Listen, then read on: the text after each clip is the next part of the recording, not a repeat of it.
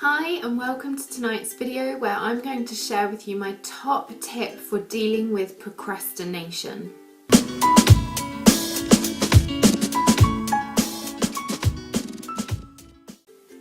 Now, I am the world's worst. If I don't want to do something, I put it off and I put it off and I put it off.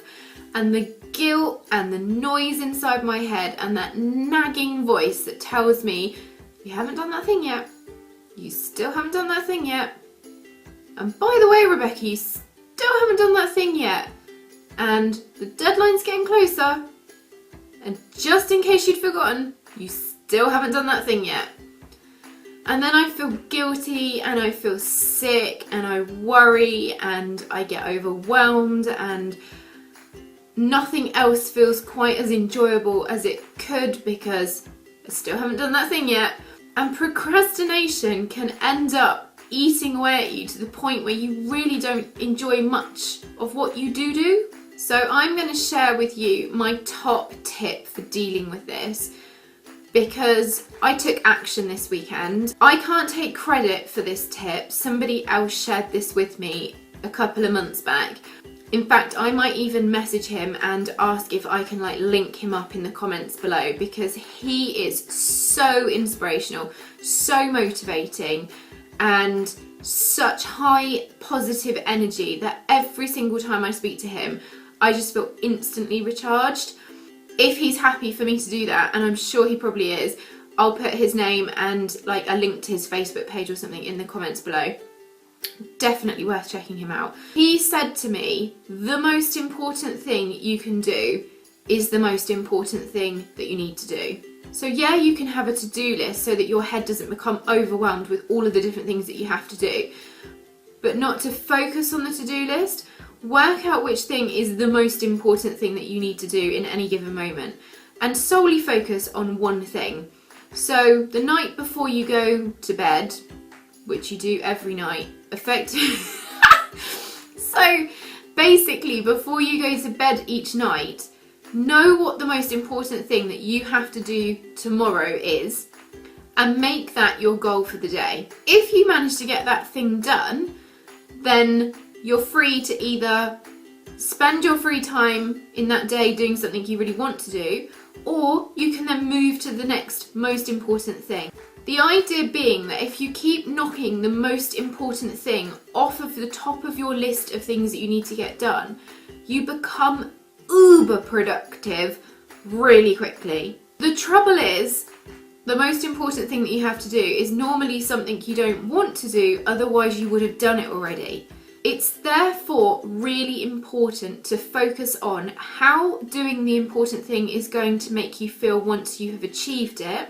The fact that you're no longer going to have to listen to that nagging voice inside your head anymore, and the freedom that that is going to give you to crack on with other stuff. So I've been using my dining room table as a bit of a dumping ground recently, and I emptied the contents of my laptop bag and my handbag all over the dining room table because the most important thing that I needed to do was sort out having some free space inside my bags. In doing that important thing, I created another job, which was tidy up my dining room table, and probably put that off for a good week. So my dining room table was completely out of action, which just ended up making me really depressed because every time I walked past it, I just looked at the mess and thought, oh, I'm gonna have to tidy that up.